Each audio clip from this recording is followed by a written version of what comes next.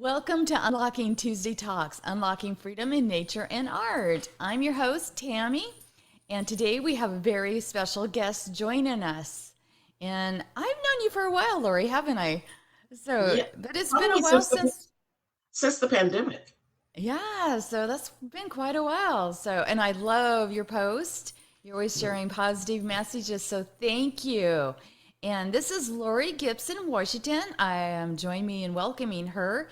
And she is known as the Calming Communications Coach and has spent more than 20 years helping leaders and teams improve communication, navigate conflict, and strengthen relationships. And today we're looking forward to hearing her journey of how she got here today. So, welcome, Lori. Thank you. Thank you for having me. I appreciate it.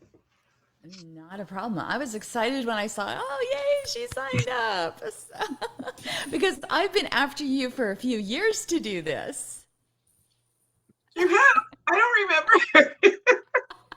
But you were always busy. And I understand that because you do so much. So Yeah. we all get so busy. So totally forgive that. So, anyway, let's go back and let people know where you're coming from.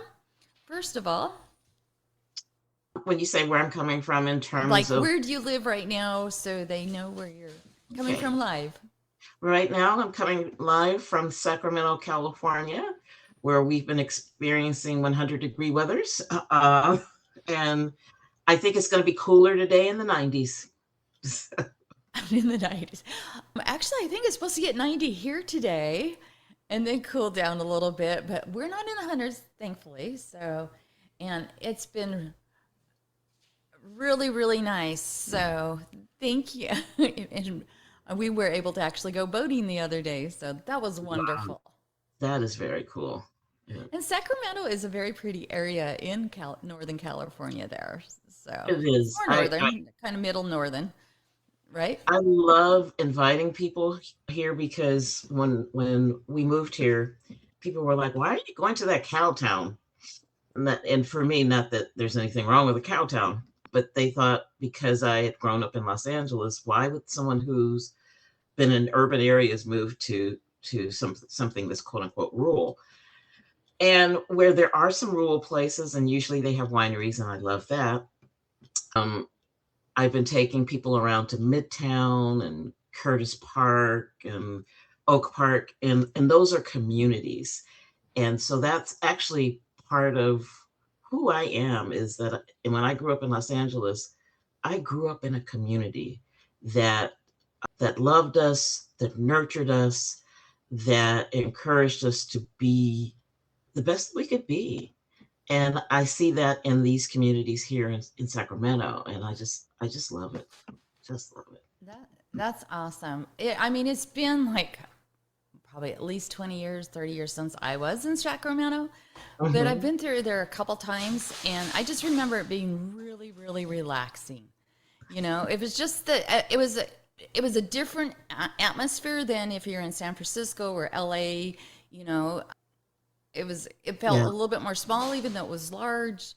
I don't know, there was just something about it. I really liked it. So, Well, it's interesting. I grew up in LA during the 60s, and so I used to call it a spread out, sleepy southern town. And that was because most of the people that I grew up around were transplants from Texas and Louisiana. So they brought that culture to LA. So you'd walk around, you speak to people, hey, how you doing? And then when I moved to the Bay Area, saw a little bit of that because if you've ever read Isabel Wilkerson's book, The Warmth of Other Suns, she talks about the African American migration based on railroad lines. So the railroad line would go from Texas, Louisiana to California. So that's why there were a lot of transplants from, I think it was the 1920s to the 1960s. And so I really, growing up, didn't know much about Sacramento other than it was the state's capital. We moved up here in 2018, and we were walking around the very communities I was talking about, and people were like, "Hey, how you doing? How you doing?" And my husband would go, "Do you know those people?" Nope. Nope. They're just. really. And like you said, it much slower pace. And Much. and that's probably why I felt more at home there because I've grown up in more small rural areas and Mm-hmm. everybody's like that, extremely friendly. It's like, "Hi, how are you doing?" If people don't wave like where I live, you're like, Hmm. "Oh, they did not grow up here. They don't live here." Yeah. I mean, Because yesterday. we always wave to everybody, it's like I'll say hi to strangers all the time, ask them how they're doing. That's just the way the life is, and it's a pedestrian town like in Sandpoint. You Wow. you stop for people, you know Yeah. Yeah. it's like people are first, and so it's really nice, and I like that atmosphere. And it really frustrates me when I see people from out of the area that don't comprehend. That's why the good communication, because it's like have some patience, just take some time, stop for the people that are trying to cross. It's like you said, you just need to familiarize yourself when you're coming Yeah. in, and Yeah. don't expect people to change, but I can't even talk. Familiarize yourself so that you can fit in and adjust to what's going on. It's like, so you Hmm. don't hurt somebody that's crossing, because the kids and people are just so used to crossing in front of cars. They Right. don't pay Right. attention always. They should, but they don't. So, Yeah. I spent some time on the East Coast, and so I have one friend in particular who came in from New Jersey, and she used to laugh at people who in California who would give the pedestrian the right of way. She's like, "That's so strange." It was like, "No, that's so courteous." And, it is because I'm and like, especially if you're in a car and it's raining, right? All right. So let's take you back to growing up in LA, correct? yeah. So I Yeah. want to hear about your childhood, what it was like, Oh wow. family was like, all of that. So I say that I'm an only child with 20 siblings. with 20 siblings, I was my parents' ninth anniversary gift. My birthday is May 4th, and their anniversary is May 7th. For years, they thought they couldn't have children, and so what I've seen, like it, and they took a lot of pictures, and so what I saw was a lot of children in their lives before I got there, and it was like, who are these people? And when I came on the scene, even though I felt very loved and didn't feel like no one took anything away from me, there was always someone in the bed next to me. I had a twin bed, and it was like, who is that? And it was, my mom would say, well, they weren't feeling comfortable, or they were feeling sick, and their mom couldn't take care of them, so I brought them here. And so I was used to that. The other thing is the block on which I lived was mostly either older girls or boys my age. So um, with the older girls, I would often sit and uh, laugh and listen to music. With the boys my age, I would be running and playing ball, and I became the mediator for the neighborhood boys. So fun. so if they were if they would get into a fight, I'd get in the middle. And I'm 5'2". I've always been small, the smallest one, and I'd get in the middle and go, no, no, don't hit him. So my dad, when I was 8 years old, he said, you ought to go into human relations. And I go, Dad, I don't know what human relations is. And he said, it's helping people understand who they are and how they get along with people. And I thought, okay. But I wanted to be an MD. And so for years, I prepared in everything, camps, books. I was going to be an MD. And then I went away to school and went psych pre med, then started looking at what someone what their sleep schedule would be like as an intern and as a resident. And I love sleep. I love sleep. It's like, okay, we got to pivot. We got to figure out what we're going to do here. Right. And so I then got into, I wanted to do public health because I thought, okay, I'll do health administration. And I came up during a time in the 80s when I was told, you're not going to get paid a lot if you go into health administration. And so there's some interesting jobs. I wound up in human resources. And, I'm and going to take you all the way back to your story because this is really good. But to me, when your parents were doing all those foster kids, sounds like mhm. a huge. You were always did it for foster kids. Is that correct? Well, no, it wasn't foster kids. It was, It, because with foster kids, it's a formal program, okay, and so it just wasn't for. It was an informal foster kid. it was It unformed. sounded like your parents were very giving and loving, though. Is what I'm trying to make the point. Yeah. And pulling in those different kids puts you in different circumstances. So Uh-huh. you actually learn a lot about dealing with emotions and different people, different perspectives. A Mhm. lot just growing up, you were. Yeah. And I mean, it was, and I will also say that my grandparents were involved in my upbringing. Actually, a whole village of folks, because we were involved in a Baptist church where I still have some of the church aunties from back then who are still around. And and my grandmother would often say, you don't say that you don't like someone. Say you don't like their behaviors. I love that because I try to say that too because yeah, and it's good, such a good reminder. It's because it's about their behavior or what they said that bugs you or Hmm. causes conflict. It's not that person themselves a lot of times. Yeah, yeah. And my mother would say, well, everybody has a story.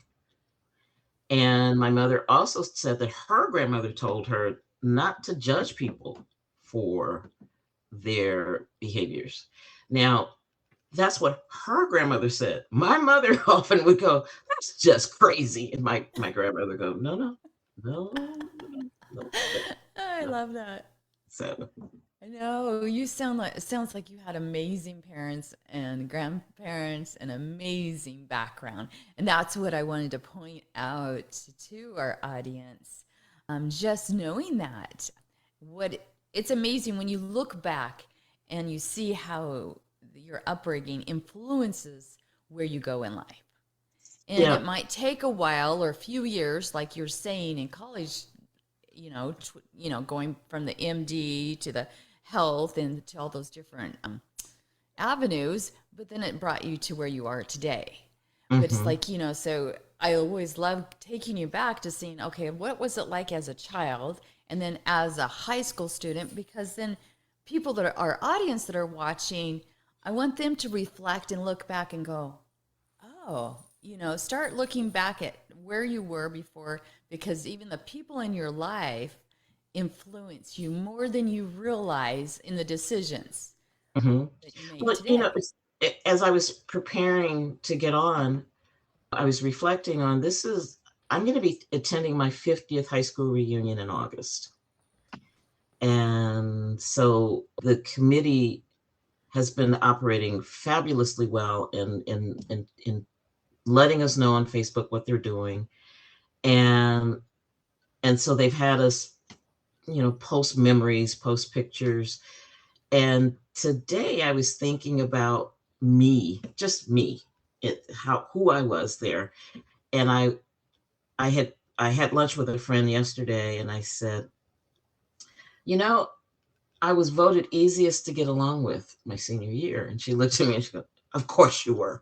But, um, and even though I was a science and English nerd, excuse me, science, English, and history nerd, Okay. I loved hanging out with, you know, the cheerleaders, the football players, the folks who were in shop, the folks who were doing home ec at the time, home economics. It, I just thought people were fascinating, and I just love talking to folks. And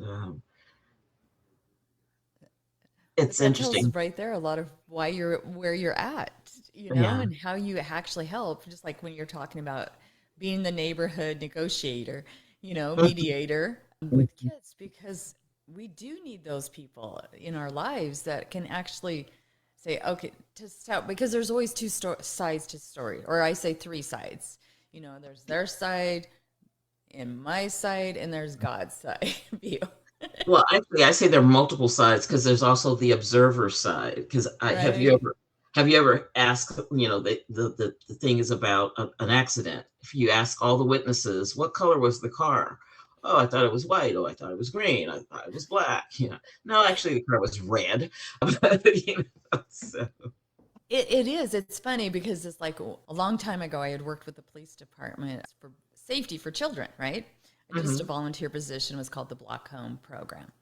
And they would have us come in and do extra classes or extra little things kind of like that, going over colors or what people view or see. And when you see that, it's like, my God, how can we have so many different stories? But it's even like I've gone, going to church, you listen to the message, and I might get one thing, and then you talk to a different person, and they got totally different, something totally different. And you're like, where in the world? He didn't even mention that. But it's totally, it's amazing how people get all these different perspectives. Yeah, exactly, exactly. And that's the foundation of the work that I do. Is it's okay to have the different perspectives, but you also have to respect the other person's perspective. And it makes it even better when you lean in and say, tell me more. Yeah, and I was just saying, I know I have to ask more questions. Because when I ask more questions, you actually learn more. And one of the greatest classes I took, and we'll go back to your college days here in a second, was our church had it. It was on listening. Mm, okay. He taught it was like 3 hours long, probably. But it was an amazing class on listening skills, Wow. asking questions and stuff. And it was like, okay, that's something I need to practice all the time. Well, I'm going to go back beyond before high school. My father used to say, God created you with two ears and one mouth. Therefore, you need to listen more than you need to speak. Amen to that, right?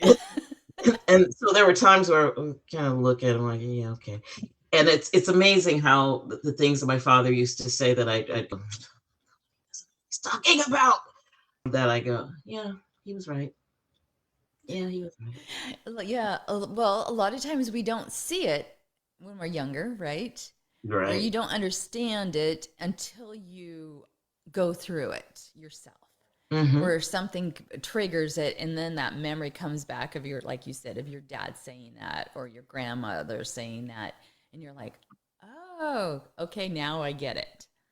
And it's funny how it's like listening to people going through that same process, and they don't get you, right? Yeah. And you're just Right. like, and you're Right. thinking, you're like, one day you will understand. Well, and I also tell parents, when they're frustrated and they're telling their kids, telling their teens, telling their young adults certain things and saying they're not getting it. And it's like, they're not getting it now. But believe me, in a few years, you may not be here to hear it, but in a few years, they're going to remember, oh, yeah, my mom said that. Yeah, my dad said that. And they'll make some changes. Right. So now, when you were in college and you were going back and forth between these degrees and all these classes, how many years had you already done like 4 years of college or? I got my bachelor's degree in economics. That's a long story. Um, And then I was going to go for my MBA. And I actually enrolled um, in business school, but then I got a job where I was traveling. And What kind of job? I was, God, I had so many. But the job where I was traveling, I started off as an employee relations representative. And then, because when I was doing employee relations and I was talking to people about their conflict issues, I was realizing it was more group dynamic issues than it really was individual. And so in one of the organizations, I got a mentor. Shout out to Ernie Bellamidi. He's in his 80s. He now lives in the Philippines. But Ernie actually helped me to convert the things I was doing individually to group settings. And Okay. so then after that, my travel was really as a trainer, and then as a manager, and then as a director. Wow. That is, it's like I know I look back at even like some of the first jobs. I did a lot of part-time jobs. I did a lot of volunteering. And when Hmm. you look back, you just realize how each one of those triggered or helped you to where you are today. Even, it's like the jobs that you didn't think were really meaningful, but they were more impactful than you realize.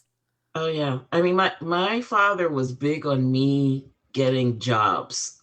So I mean, he helped me get my first job when I was 14, and I had to get a work permit because and my mother was like, she's going to be working for the rest of her life because I don't care. She needs to learn responsibility. Um, and so one of the jobs and he would find these jobs. I don't know how he would do it, but one of the jobs he found was me working for a detective agency. Oh, really? That's interesting. What did you do for them? Um, they call them shoppers now, but I would go and see if people were stealing from their employers. And I remember that the cast of characters in this detective agency were the wildest people. I mean, my dad was very much into Mannix. I don't know if you know the show Mannix with Mike Connors. Okay. And so he was always watching these detective shows. And so I love detective shows. he was like, oh, this will be really cool and you'll learn and all this kind of stuff. Well, the folks who were at the detective agency were not like Mannix and and Peggy. And so and my assignments were not like Mannix, thank God, because Mannix usually got shot at. But one time I was assigned to go to a car wash that also had an auto shop. And so my assignment was to go find out if the mechanics were stealing equipment from their employer. And they coached me through, you know, be cute little you and say hi, how are you? And and at the time I had a 1970 Plymouth Duster. Take the Duster there and tell them, I need my car serviced, and then to say, um, can I bring my car to your house and then you can take care of it there and I'll just pay you that way, okay? Wink, wink. And this particular mechanic just started telling me about all the equipment that he was stealing from his employer. And, and I kept going to myself, stop talking, stop talking, stop talking. And then I had to go back to my car. I had to park my car like 2 to 3 blocks away and then write my report. And I cried through the whole time of writing the report. And I felt badly for him because I know that it was a minimum wage job. He wasn't making a lot of money. He was trying to raise a family and he was trying to do the best he could. And I knew that ultimately my report was going to get him fired. And that just devastated me. And from that, I actually quit. I told my dad, I can't do this. I can't, I want to use my powers for good. I said, because I'm using charm to You get wanted people. to sit there and you wanted to tell him, stop doing that. You're hurting your employer too. Yeah, But exactly. what you really want to say is like, but you Exactly. couldn't.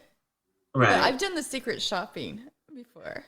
Have you? Was so what was that experience like for you?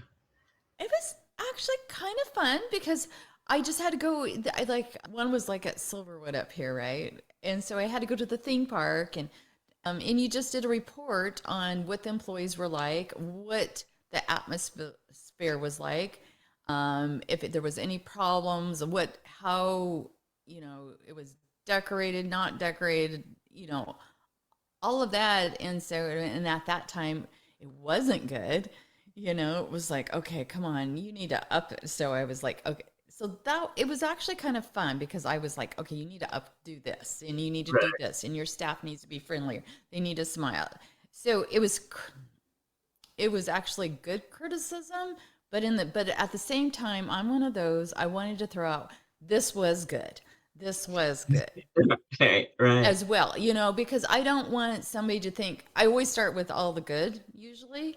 And then it's like, okay, this is what you need to fix, and this is how you could fix it to make Mm-hmm. it, and here's an example. And I remember I would take quite a while, so I really wasn't making much because I spent more time trying to help them in ways to improve. Because I mean, in really, these places aren't perfect, but it's like, okay, water the lawn. Dead grass is not it's like if you want, and now it's a huge theme park up here, and it's Wow. very well taken care of, and they've added water parks and everything. I mean, that was like, gosh, at least 25 years ago that I did that. It's been a while, or 30, or you go to a restaurant and you just see how the service was. But what's interesting is I've done that even with art galleries. Because one of my mentors said one of the sure ways to find out if you're going to want to sell art or even like sing in it is go there as a spectator. Don't go there as Mhm. the artist, go there as the client or a customer. See how they welcome you to the store. If they ask if they can help you, even if you try to purchase or tell them what you're interested, just to see what it's like. And what you find is I don't know how many stores or galleries I've gone into, and not one person has offered to help me. And it's It's like, and you go in pretending like, I mean, like you're going to buy something really nice. And if they won't even say hi or acknowledge you, then that's not your store. Because right. that right there, and especially if you go a couple different times and you get the same thing, they're never Exactly. going to sell anything that you take Exactly. in. It doesn't matter if they're the nicest store and it's beautiful displays. And that's, at the same time, you're looking at the displays. You're looking how they treat or listening how they treat even other clients or customers. So Mm.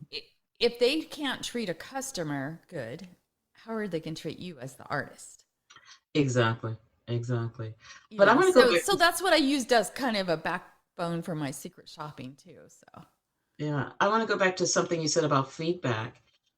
People can accept feedback if they feel that you have their best interest at heart.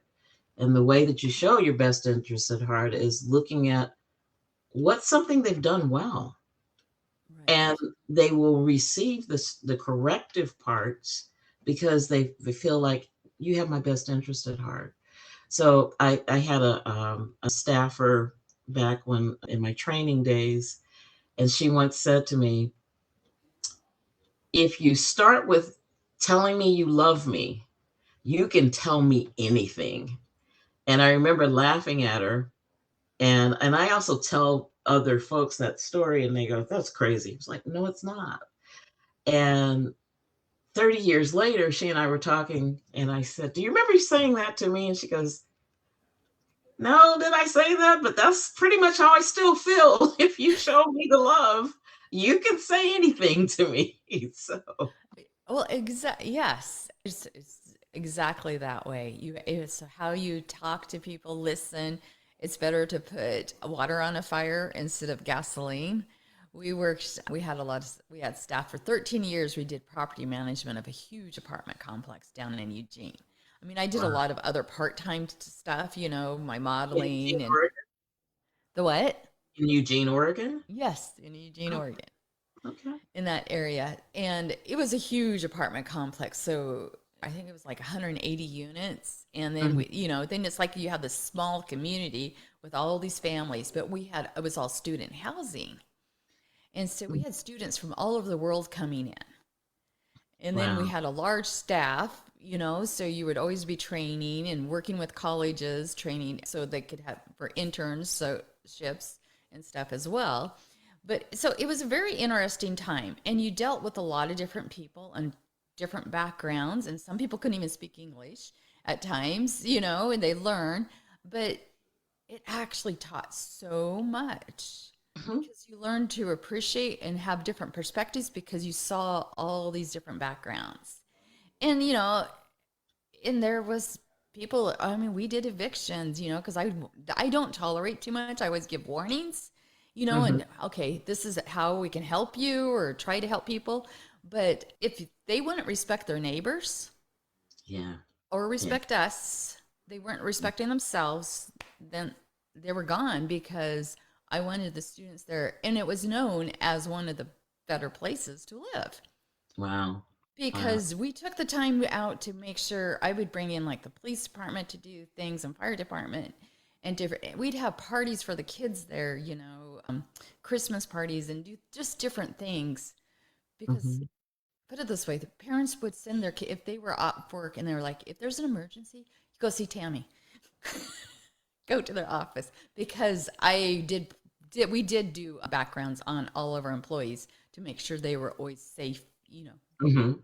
that everybody could feel trusted. And that was because we were a block home program at that time. And block home meant that I would check out people's homes to make sure they were safe places if a child was going to school or something and felt like somebody was following them, then they Mhm. had a safe place to go to. Okay. And so And then with the police and the fire department, they were there for they education. would do like the special programs talking about safety, just different safe things for kids to know about, to be aware. Wow, that's really cool. And so, and it Very. was just a volunteer position, but I did it just to help kids out. Yeah. Yeah. That's cool. But it sounds like you did all kinds, a lot of those things. And it's funny is almost every guest I have on, you find so many common grounds. Yeah. Yeah. I mean, well, especially because, whenever I see the word art, I also think in my head music and, creative expression. And so I've seen when people do things that are creative, whatever it is, they tend to,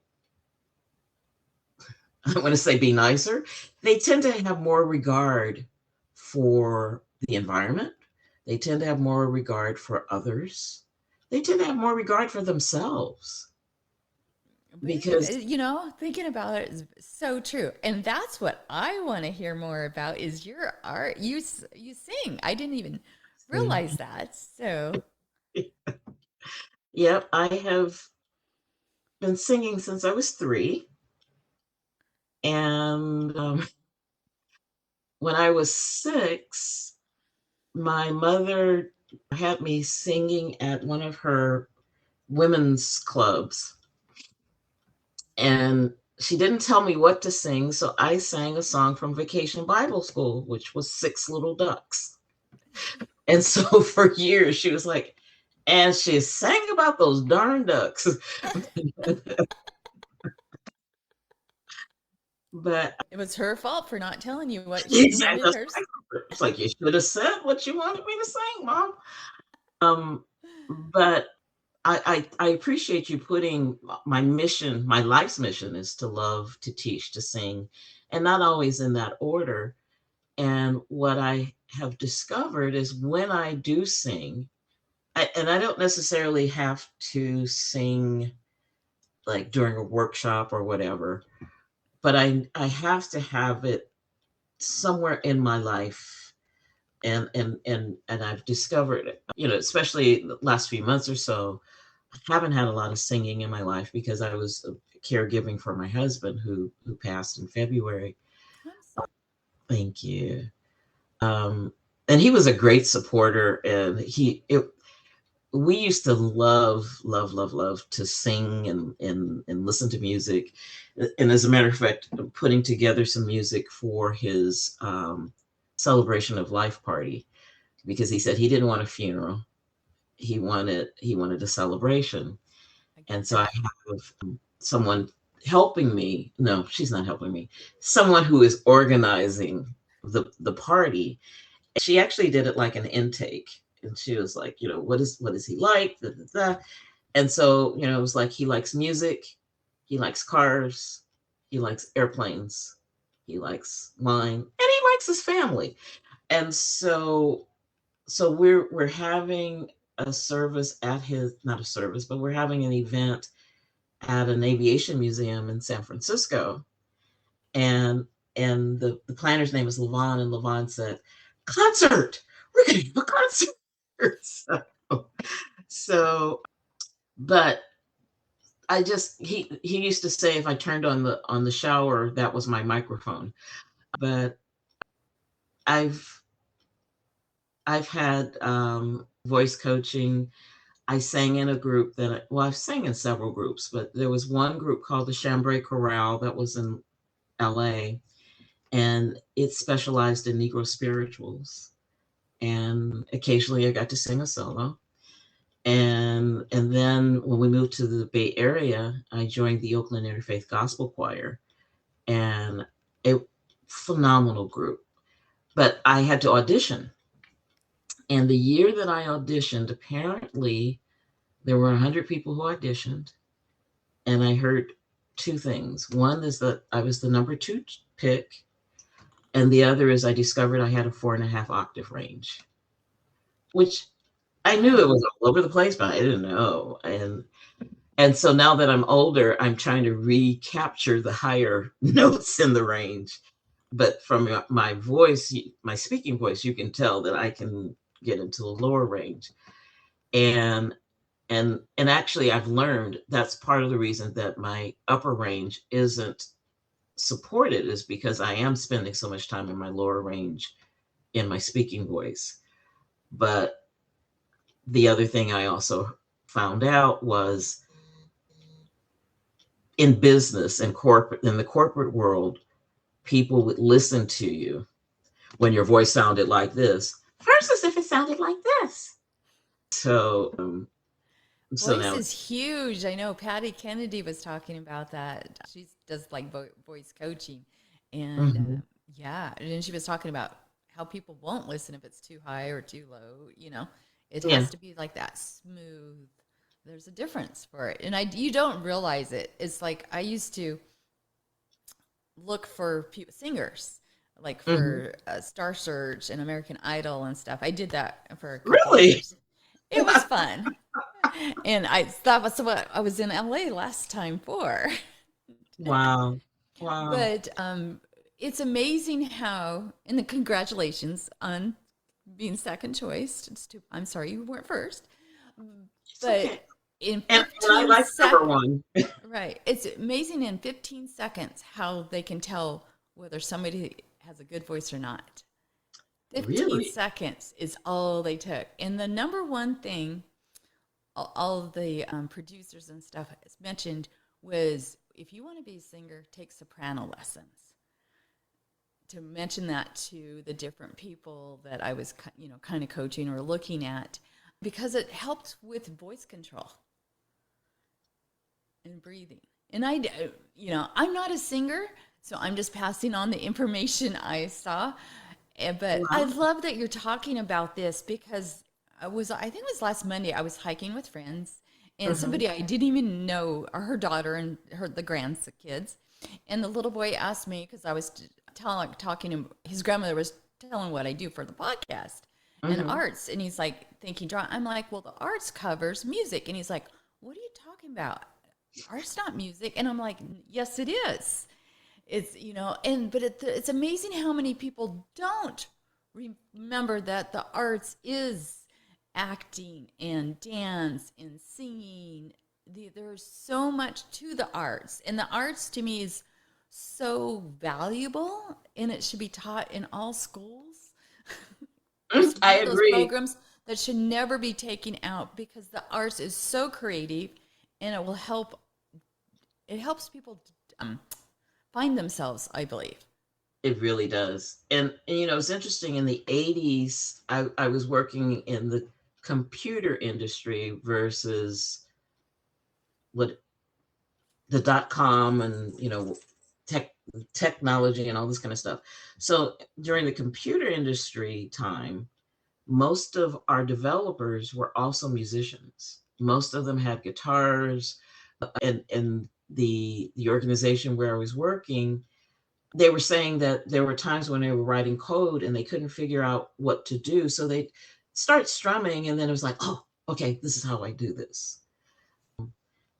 And I actually thrived in organizations where we appreciated music, and when we appreciated singers, and we would have talent shows and things like that. Um, I also was working for an organization where we would say a word and somebody would go, that reminds me of a song. And as a team, we would start singing. And it was, The musical team, right? yeah. And then sometimes music helps when there's conflict or stress. I was at a retreat in Wyoming, and the person who was driving ran off with the key to the SUV, leaving four of us just kind of stranded, going, okay, so we're in the middle here of this national park, and gee, what do we do? So we got out of the truck. I mean, because thankfully they left us in the truck. They just took the key so we couldn't drive away. So we got out of the truck, and it was on a bluff, and we started singing songs from The Sound of Music and twirling around, That sounds and like so, fun, though. yeah. And then, like, whenever there was a conflict, or somebody would go, well, I don't agree with you about this, there would be someone in the corner going, the hills are alive. How can you be serious, right? Or stressed out with that? Exactly. And then we started laughing. Oh, I love it. Well, it's like I always use go on walks or something when I'm stressed. But one of the first things I do is listen to music. I love listening to music, and I love listening to music. Though for me, it has to be something relaxing. I'm not into like hard rock type Yeah. stuff. I has to be something that's uplifting Hmm. and fun, and the words motivating, or inspiring. But that's just me. But but music, like you said, it's kind of sad because I agree with you. I think even if you're a computer expert or whatever you do, I believe you need the arts or nature to help with stress. Yeah. Yeah. I mean, I mentioned about my mentor, Ernie Bellamidi, one of the things that I loved about Ernie is he had a management training class, and he would tell us that we needed to first have a higher power. And he said he didn't really care what the higher power was called. It could be called God, it could be called Jesus, it could be called Buddha, it could be called Ralph the dog. But he was saying you first have to be centered in that. Then you have to get to know yourself, and then you need to know what your supervisor wanted from you. You needed to know what the stakeholders wanted, and then your peers, and then your direct reports. And he put direct reports at the bottom because he says leave, so it allows them to get their work done. But the whole point about getting to know yourself during this training was talk about something that's a creative outlet for you. And it was a 5-day workshop, and it was amazing how there were, when we walked into the room, there were folks who just kind of naturally navigated or migrated to each other. And then there were others that it was like, no, I'm going to stay away from that person. And, at lunch, you'd wind up hearing folks going, can you believe that person? Oh my God. Well, when he got to the creativity part, and it was kind of similar to what we're doing now, it was, they had to come, and it was sort of a show and tell, talk about who you are, talk about how you came to this and what it means to you. And by the end, all of us were embracing, especially this one particular person where it was like, oh my God, oh my God, oh, oh my, he's one of us. Oh my God, he feels, oh my God, he's married. Oh my God, he has children. Oh my God, this was a defense mechanism because he was afraid he was going to be hurt in the workplace. Um, so So I'm going to say real quick, because that is very true. A lot of times you don't realize who somebody is. Just because they don't speak doesn't mean that they're a snob. They just might be shy, or they might be just taking their time to listen to see what you really are about. I want to say hi to Ika and Trish, and I know there was and Starly. Thank you so much for being here and watching. And I know there's others, but those are the names that are coming up. And Starly says, love your message, Lori. And so funny about the TV, not always like real life story. Amazing interview. So, and Trish says, I'll finish watching later. She's a flight attendant, so we understand. oh my God, hats off to flight attendants because they, the skies are not always friendly. she might be calling you. No, I'm just kidding. She is so sweet, sweet. So I can't believe how fast time is flying. So we're just gonna have to have you back on, Lori. So I want to hear what you do, how you can help others. So if anybody ever wants to reach out to you, they'll be able to. Okay. Well, as you mentioned, I'm the calming communications coach.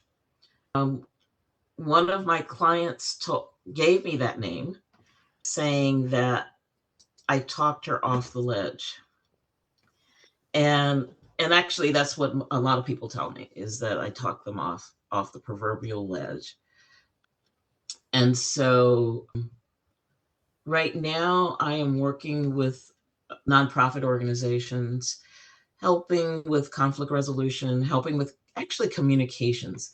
And I have a program called DIFCOM, which is short for Differences in Communications.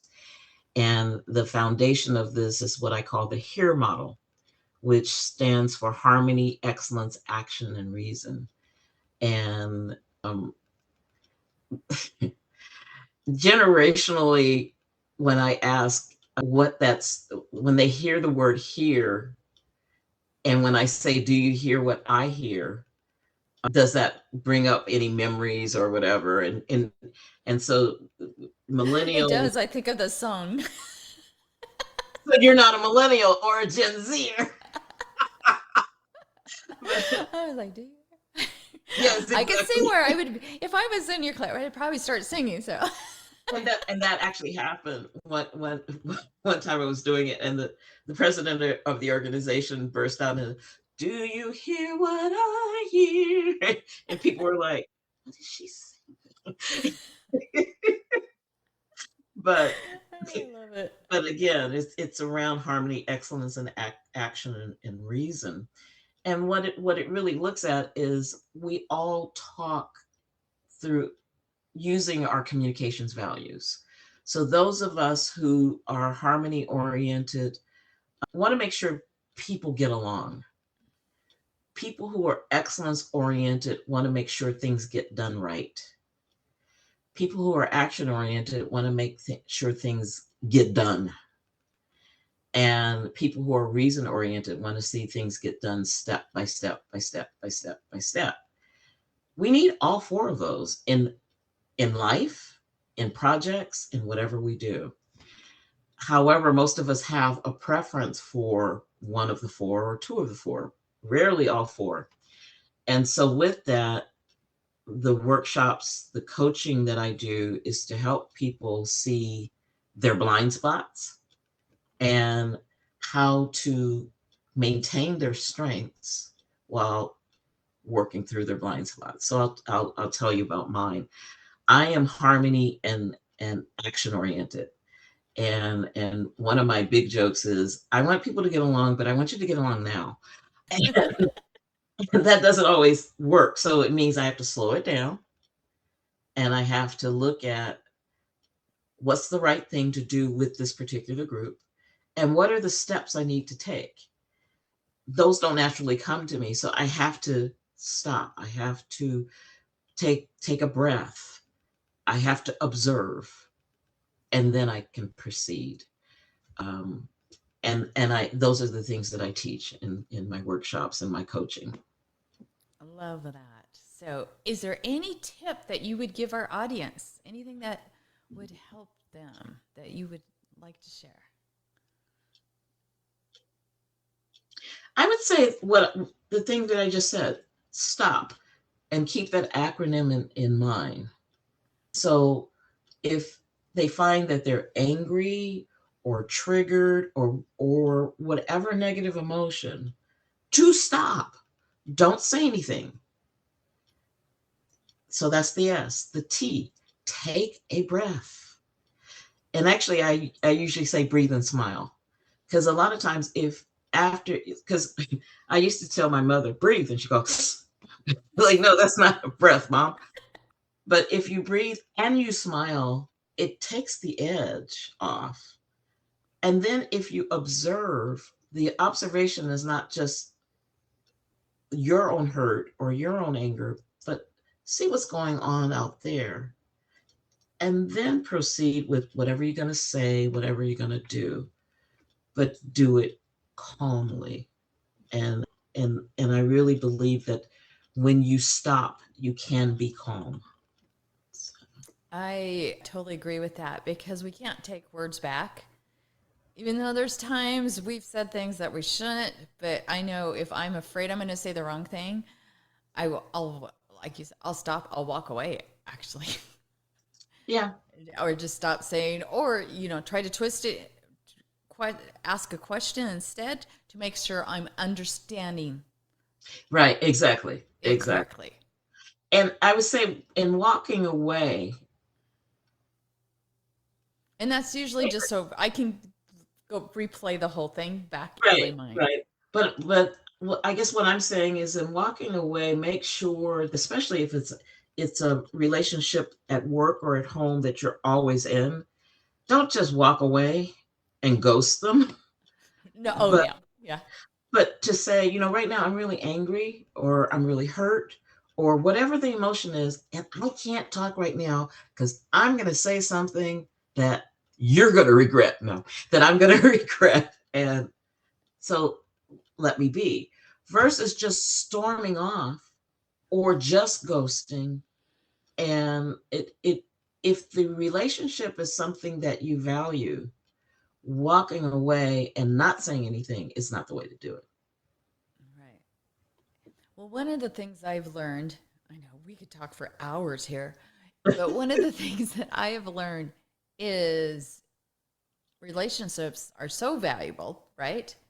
But it's amazing to me. I'm very careful no matter who I meet because I could be someplace else in this world and find out they know somebody I know. So you need to be very careful of what you say and don't say. And I loved what you shared earlier was a lot of times we hate the deed or what somebody said or what they're doing at that time. And Mm-hmm. it's because of, and a lot, sometimes it's just something they're going through and they might Right, take it out on us, right? right, And right. it can be hard. And that's where I think it's valuable to have, to go and listen to music or go on a walk in nature. Or if that doesn't work, contact somebody like you or Yeah. have a friend that you can throw things at just to get stuff out or write it down in a journal and just releasing it that way, I don't know. Is that what you would suggest? Oh, absolutely. And well, put a plug in for myself. One of the things that I do is I have a communications values survey that I have people to take, and that survey then yields a report that says, "Here's who you are. This is how others can get through to you. This is how others should not say things to you. Here are the questions you want answered. And here are the questions you really should be thinking about that are in your blind spot." And so sometimes when people are emotional about something, it's difficult for them to go through that report and go, yes, so I'm going to do it this way. And so that's where I come in, where I let people vent, because I think it's very important for them to vent, and vent to the right person, vent to Right. people that they can trust, that their information doesn't go any farther. And then after venting, to then look at, okay, wh- what do I want to do with this person? What's the outcome? Because a lot of times being right is not a good outcome. Right. And so then that's when we look at their LIFO report, their LIFO profile, and say, okay, this is who you are. Let's try to figure out. And sometimes we know what the other person is, but let's try to figure out what's their value. Do they value harmony? Do they value excellence, action, reason? And then give them a strategic plan that they can work on. And so sometimes the plan is informal, sometimes it's formal. And then there are some organizations where actually they'll send me something in writing, and then I will convert it to here, so that it incorporates all four of those things, um, so that people can hear it. And I know that's redundant, but I mean, a lot of times we want to say things to people, and if you don't say it in a way that they hear it, you're just wasting air. Oh yeah. If they're not willing to hear it, you're Yeah, absolutely right. It's a waste of your time. And so I totally get that. So yeah. it's very important. I have a tickle in my throat. Oh Hold on a second. no, oh no.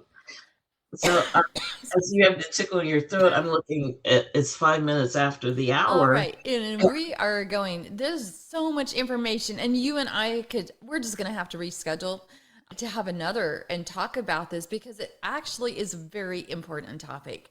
And I think especially with the different generations and just everything that's been going on, I think it is so valuable. And there are so many golden nuggets that you shared here. So I hope everyone watches this, rewatch. I have the most amazing guest. I appreciate each and every one. I appreciate you being here, Lori. It, it's my honor. So thank you. And it's my honor for everyone that is watching. I appreciate you taking your time because I know how valuable time is. So thank you so much for watching. And I actually have a cancellation next week. So if anybody knows anybody that would like to come on the show, have them give me a call. Yeah, she had something come up, so we had to Oh, reschedule. So, wow. but hey, things happen, They do. Like right? as the saying goes, life be lifing. Yes. So thanks again. Be sure to check out Lori's website. She'll post it, and be sure to check out. You have a website, right? The website is thecalmingcoach.com. Correct. I just wanted to make sure. I was like, okay, I'm hoping I'm giving the right information here. Also, check out my website, unlockingfreedominnature.com. And if you're interested in a retreat, spending some time with me, reach out there. So, thank you so much for being here and hope you have a wonderful week. Thank you. Go listen to some music or take a walk, right? Bye now.